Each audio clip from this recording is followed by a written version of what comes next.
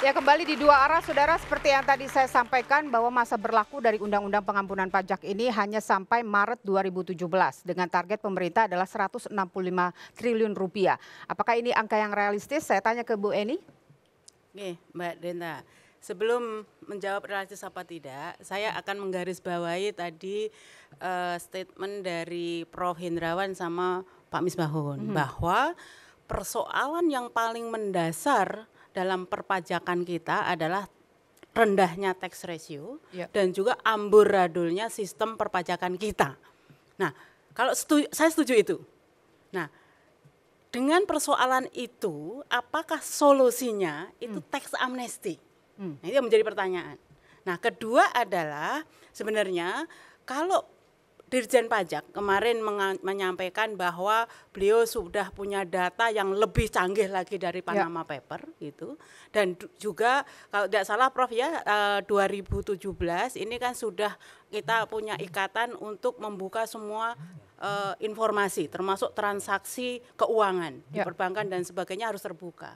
Nah, kalau Dirjen Pajak sekarang sudah punya data mengenai siapa saja yang melakukan pidana pajak dan objek wajib pajak yang tidak patuh dan sebagainya, dan tahun depan sudah semua terikat dengan aturan itu, mengapa sekarang pemerintah gitu kan justru yang dilakukan untuk supaya penerimaan pajak kita ke depan dan tidak hanya 1 tahun di 2016 ini saja yang mengalami kenaikan, tetapi dalam jangka panjang seperti yang diharapkan Mas Misbahun tadi untuk perluasan tax base kita. Jadi basis pajak kita yang meningkat.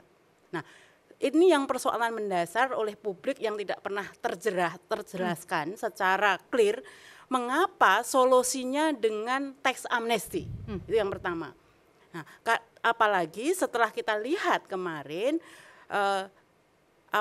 tax amnesty yang kemarin diputuskan atau undang-undang tax amnesty yang kemarin diputuskan itu isinya behaviornya itu lebih kepada bagaimana merayu para pemilik dana dan untuk baik itu melalui deklarasi maupun repatriasi, dan untuk yang UMKM itu supaya ada pemasukan negara dalam waktu yang benar-benar kalau memang itu dibutuhkan sekarang untuk menggenjot kembali proyek-proyek infrastruktur yang terbengkalai, kan mungkin harus dilakukan, Bu, secara urgensinya kan memang tinggi. Betul, bahwa 2016 ini kita mengalami shortfall penerimaan yang luar biasa, dan tetapi kita juga harus realistis, ya. Ini Juli baru diputuskan. Nah, tentu ini juga untuk nanti implementasinya harus perlu PP. Sepanjang sejarah nggak ada tuh PP dalam dibikin selesai dalam waktu 1-2 minggu. Ya. Nah, artinya apa? Artinya untuk pemberlakuan ini bisa implementatif betul, ini kita juga nggak yakin mulai Agustus itu sudah real gitu, sudah terimplementasi real. Nah, sementara batas dari APBN 2016 itu biasanya pelaporan saja itu pertengahan Desember sudah dilaporkan, artinya penyerapan anggaran ini kan waktunya sudah stuck sekali, kita sudah bekerja dengan waktu. Nah, untuk bisa menambal, karena shortfall penerimaan itu kan hampir 300 triliun. Menurut Bu Eni memang tidak tepat tax amnesty untuk kondisi sekarang. Artinya dengan kondisi tersebut untuk mengejar untuk menambal penerimaan negara yang kurang itu tadi saja, ini kita juga belum yakin bisa terpenuhi, apalagi untuk mencapai target untuk perluasan basis pajak tadi. Karena apa, Mbak Denta? Mestinya kalau untuk mengejar basis pajak, perluasan basis pajak yang dilakukan pertama bukan undang-undang tax amnesty, tapi justru undang-undang yang namanya KUP, yaitu ketentuan umum tata cara perpajakan. Nah,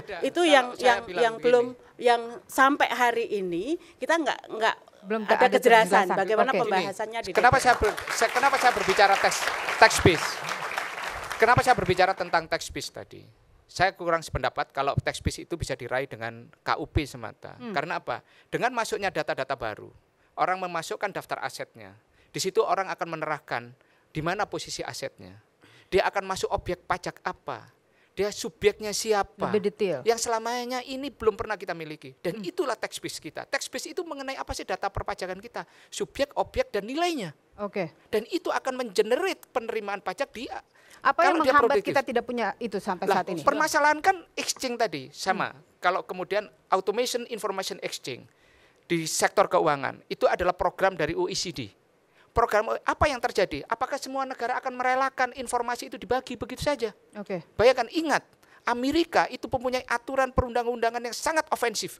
Setiap warga negara Amerika, dimanapun dia berada mempunyai rekening di bank manapun di dunia, dia bank tersebut harus mewajibkan lapor kepada otoritas Tapi pemerintah kalau tadi Amerika. mengutip Bu, Saya bilang begini, apa yang terjadi?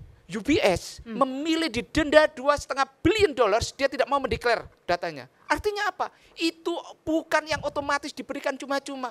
Memang ada negara yang mau kemudian likuiditasnya kita tarik begitu saja. Tapi gini juga Pak Misbahkun, Lah, jadi inilah yang deklarasi kemudian kita harus menyadari bahwa tax amnesty ini adalah pilihan yang sulit daripada kemudian mereka kemudian makin menutup diri akibat automation information exchange ini. Atau kita memberikan keleluasaan kepada mereka dan negara memberikan Oke, itu. silakan Kalau Bu Eni. boleh saya Enggak. lihat ya, kalau saya nilai tidak ada perbedaan antara Ibu Eni dengan Pak Misbahkun. Jadi Pak Misbahkun pun setuju bahwa setelah undang-undang tax amnesty ini Iya, pengampunan ada. pajak Harus ada disahkan, reformasi secara dan ini keseluruhan. sudah Bukan single varian. RUU Itu loh. revisi KUP itu sudah masuk ya. Presiden sudah menyampaikan bulan lalu dan tentu dalam masa sidang berikutnya akan menjadi Kami prioritas pembahasan di Komisi 11. Jadi memang harus disertai dengan revisi undang-undang tadi, Iya. ketentuan umum dan tata cara perpajakan. baik. Ini salah satu janji ya Prof ya. Oh, sudah Mudah-mudahan masuk. mudah-mudahan ini yang segera dilanjuti karena itu prasyarat. Nah, tetapi yang menjadi persoalan lagi adalah deklarasi itu kan berdasarkan aset. Jadi kita tidak akan mempersoalkan dari mana aset itu berasal, artinya bagaimana profiling nanti dari aset itu bisa diprofiling Gini, dari Bu, kegiatan. Iya. perlu kita lihat bahwa sistem perpajakan kita, kalau itu merupakan objek pajak penghasilan dimanapun di dunia tidak pernah menanyakan penghasilannya dari mana, tidak pernah. Sumber dananya Sumber tidak dananya dari mana? Kemudian kita mau menggunakan prinsip itu apa tidak? Kemudian di tax amnesty ini, kemudian saya ingin menjelaskan kepada publik bahwa tidak ada kita keinginan untuk misalnya pertanyaan pasti Bu Eni akan mengarah. Ini dari terorisme, pencucian uang, korupsi, kejahatan, illegal logging, illegal illegal logging, dan fishing, sebagainya. macam-macam. Bukan seperti itu prinsipnya. Di dalam tax amnesty itu data yang dipunya dari tax amnesty, dia lapor itu penghasilannya dari manapun, kita akan catat dan kenakan pajaknya. Tetapi apabila pihak penegak hukum mempunyai data yang tidak bersumber dan mau menuntut silakan. Oke. Tetapi basis datanya tidak seperti itu. Tapi prinsip yang utama yang harus kita pegang, prinsip di dalam undang-undang kita itu ada di KUP, Bu. Ibu juga harus ingat. Itu ada dalam setiap kemampuan penghasilan tambahan kemampuan ekonomi yang dimiliki oleh perorangan atau badan usaha, dan itu dianggap sebagai penghasilan dan dikalikan. Kemudian berapa tarif yang itu. Jadi kalau kita konsisten dengan prinsip itu, kita tidak pernah mempermasalahkan apa yang dilaporkan itu, kita tidak pernah Oke, Bung Roy, menanyakan asal-usulnya. Benar, satu lagi, Itu. berarti concernnya dilokalisir ke penghasilan dong. Iya. Nah ini kan melebar ke PPN juga. Permasalahannya adalah kita kemudian, waktu itu Partai Golkar juga mengusulkan terhadap PBB yang dikelola oleh pemerintah pusat. Permasalahan perpajakan kita, apakah cuma di PPH? Apakah aset itu hanya berkaitan dengan Jadi di pengenaan pasal PPH 3 saja? ayat 4, Mbak Eni, Ya, memang oke. Kalau kita Bung Roy, bicara Anda tentang PPH dan aset, PPN, PPN. kalau kita berbicara tentang aset, objek di dalam aset itu tidak cuma dia dari sisi penghasilan, tapi juga dari sisi PPN. Oke, Itu yang seberapa harus diingat. urgensinya tax amnesty ini Itu. diberlakukan sekarang?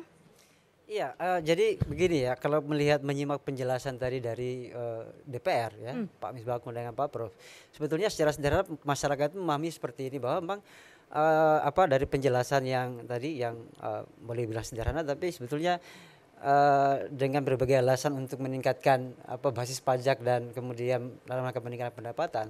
Tapi bagi masyarakat melihat memang ini ada proses, ada undang-undang ini menimbulkan ketidakadilan gitu ya, di mana kemudian terlihat bahwa memang orang kaya mau mendapatkan fasilitas lebih terhadap undang-undang ini. Tentu saja memang ini jadi jadi perhatian kita semua bahwa dan menjadi pertanyaan besar, mengapa pemerintah justru lebih tunduk kepada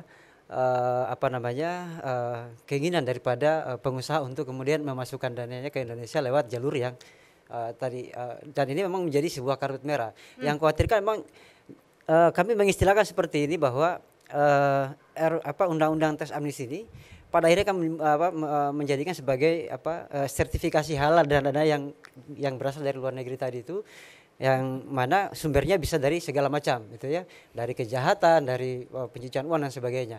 Nah ini saya kira menjadi pertanyaan penting juga sebetulnya, kalau pemerintah misalnya berkeluh kesah terhadap minimnya penerimaan dengan harus kemudian menggunakan teks amnesti. Pertanyaan berikutnya adalah apakah tidak ada instrumen lain misalnya. Salah satu misalnya apakah dalam rangka mencegah defisit, misalnya pemerintah mengefektifkan perencanaan penganggaran sehingga kemudian mendapatkan angka yang dari belanja itu bisa lebih maksimal lagi gitu. Karena selama ini kan meskipun belanja 165 triliun itu bisa menambah pendapatan negara tentunya. Iya, artinya memang di satu sisi tidak bisa terelakkan, artinya memang situasi itu dengan angka-angka yang dimunculkan pemerintah kemungkinannya bisa saja terjadi seperti itu. Cuman kan kita melihat pada sisi yang lain bahwa memang undang-undang ini mau tidak mau adalah dipandang sebagai karpet merah bagi pengusaha-pengusaha yang memang selama ini dianggap mengaburkan ya pajaknya atau aset-asetnya. Dan ini saya kira dari sisi pemberantasan korupsi ini juga menjadi anomali dalam pemberantasan korupsi kita. Oke, gitu. Prof. Ya. Jadi ini sebenarnya 1 tahun yang memanjakan pengusaha. Saya tidak menyangkal apa yang disampaikan oleh Mbak Eni dan Roy. Jadi memang ketika undang-undang ini dibahas, memang persoalan-persoalan keadilan, terus persoalan bagaimana kita menghitung apakah penerimaan yang kita peroleh tahun ini dibandingkan dengan kalau kita bersabar menunggu 2017, 2008 seberapa besar dan seterusnya. Tetapi sekali lagi ini adalah harus kita lihat sebagai bagian dari reformasi sistem perpajakan. Dan kita semua tahu pengampunan pajak ini memang pintu yang dibuka memang pintu harus 1 kali saja ya, kemudian dalam waktu yang tidak terlalu lama ya. Karena apa? Karena sekali lagi kalau memang tadi muncul pandangan bahwa ini memberikan karpet merah, ya untuk jangka pendek memang tidak bisa tidak. Tetapi memang dalam jangka menengah dan jangka panjang sekali lagi kita akan mempunyai tadi basis perpajakan yang lebih baik, ya tax ratio yang lebih masuk akal, ya sesuai dengan negara kita yang sudah masuk. Boleh nggak kalau kami menyebut ini seperti menengah. kepanikan pemerintah untuk menutupi kekurangan penerimaan pajak? Tentu saja ya dilihat dari satu sisi memang pemerintah karena sudah memasukkan pendapatan dari pengampunan pajak dalam APBN perubahan, ya tentu kita meminta kepada pemerintah untuk mengantisipasi karena risiko fiskal dari APBN perubahan ini menjadi ada di dalamnya, ya jadi melekat pada 165 triliun. Itu sebabnya harus diantisipasi kalau target ini tidak dicapai, langkah-langkah apa yang harus dilakukan oleh pemerintah sejak dini, ya tadi pemerintah sudah mempersiapkan itu semua.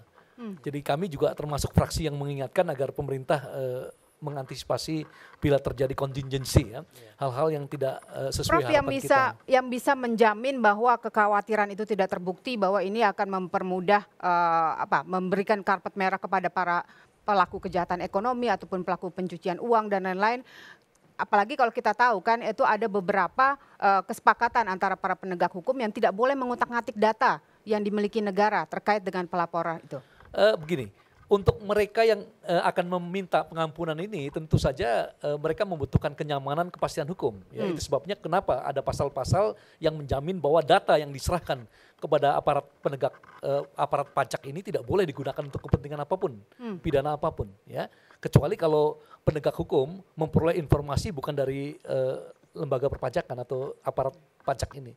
Tetapi yang ingin kami sampaikan begini. Pilihan kita memang sulit ya. Kalau pilihan kita mudah, saya kira kita tidak membutuhkan seorang leader atau undang-undang yang berat. Ini undang-undang termasuk undang-undang berat ya, karena konsinyeringnya sampai 5 kali dan dilakukan secara intensif, maraton.